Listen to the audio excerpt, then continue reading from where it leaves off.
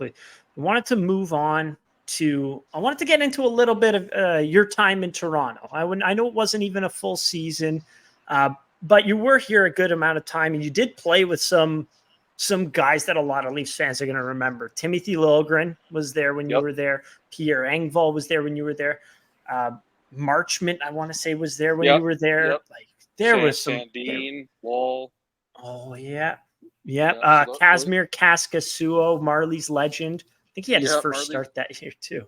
Yeah, he was there. We had Adam Brooks. He's been a little bit in the NHL since he moved on from Toronto. Yeah, there'll be a lot of good players for sure, and a lot of good veterans. But yeah, there was a core of those young kids, especially with that came up through the Marlies into Toronto. But yeah, I was there for 9 months. I think I was at the deadline to New York, the Islanders, and then the season got shut down. But yeah, I was there for a decent amount of time.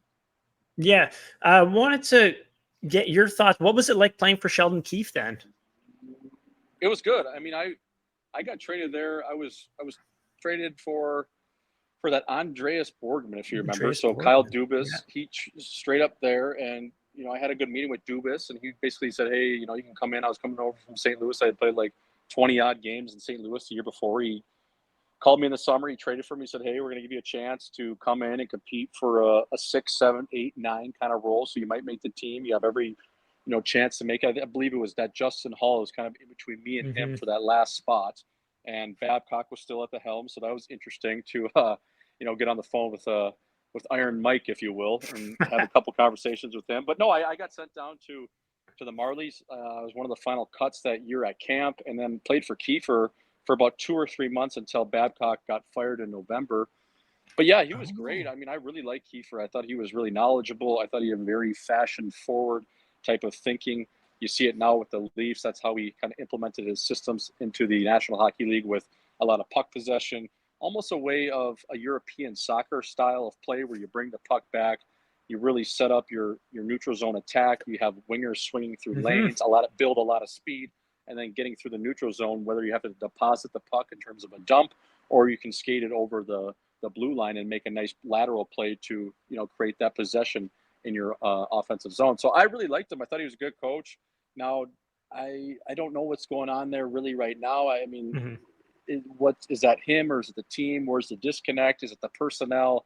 I mean, for me, I don't know if they really have the goaltending. Like, it's no secret. I don't know if they have the defenseman or the goaltending to really go on a deep run. They have it up, with their big dogs, and their big guns are obviously really good players, but I'm not sure on the depth there. But yeah, I really like Sheldon. I thought he was a good guy. I thought he was fair.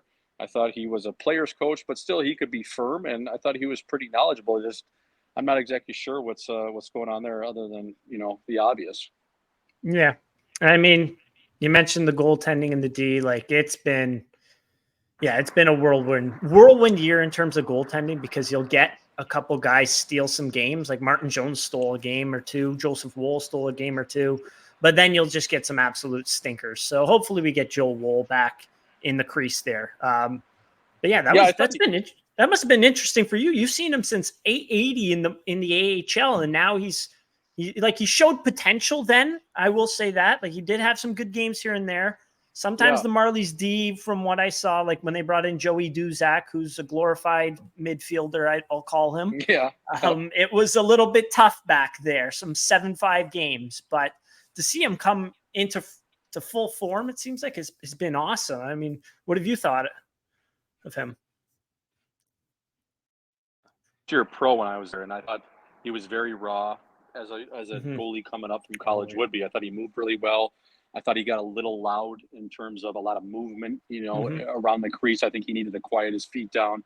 I thought he obviously had really good hands. He was very athletic, but I just thought he needed to settle down a little bit. And it seems like he has. I think he's progressed every year. I think they've done a nice job with him. I think goaltending is just a weird position in general. I mean, a guy like Jordan Binnington, who I go back to a lot, was my roommate in Chicago in the AHL with the St. Louis Blues. He was told to go to the coast. He said, "No, I'm not going down to the coast." He was like our third goalie the whole year. And then 2 years later, he wins the Stanley Cup. I mean, Binnington, they had wrote him off to a point where he was actually playing for the Providence Bruins in the Bruins organization, because St. Louis told him, "We don't have any room in the AHL for you," which is crazy, right? So it's just, I think goaltending, every guy develops differently. I think it's, as you know, it's a lot more mental than it is the actual ability of these goaltenders. I think it's just very similar to a kicker in football in the NFL. So yeah, I think he can be good. I think you just got to get hot. You have to have the confidence from the team and your coach. And once you have that belief, I think those goalies that puck starts looking like a beach ball. So yeah, I think he can be good. I just think, like you said, there's a lot of question marks. And even Tavares now, you see him, he's slowing down. He's played, the season low the other night. I believe it was like 15 minutes. He looks slower. I don't know if he's a legitimate 2C anymore. So there's just a lot of question marks around that team. And, you hope they can kind of turn around, because I love watching Matthews. I love watching Willie Stiles. It's just they don't have that bona fide number one defenseman. I guess I do love Morgan Riley, but I think he's a really good number two. I think you need someone that's a little heavier back there. And I don't know. We'll see how they do. I just hope they can get into playoffs, because it's going to be a grind to even get into the dance for them, I think. Yeah, it's been up and down. In terms of, so you've seen the Leafs roster, you've seen them play a ton of this year. Perfect world. Who would you, if you're the GM for 24 hours, who would you trade for? Well, I don't know if it's going to be popular, but I've been saying this, and I think he's a great player. I would have gotten rid of Marner probably 2 years ago, if I'm being honest. I think him and Stiles are the same type of player. I think Willie plays better in the playoffs. I just think for, 11 bananas a year, $11 million a year, you could get a great defenseman in a second or third line center or a winger. I think a guy like that, he is good, but I think he plays a little outside. I think he plays a little bit outside the dots, especially come playoff time. And who am I to say? I'm a guy that played 42 games, but that's just what when I watch him play. No, of course. Is I see him.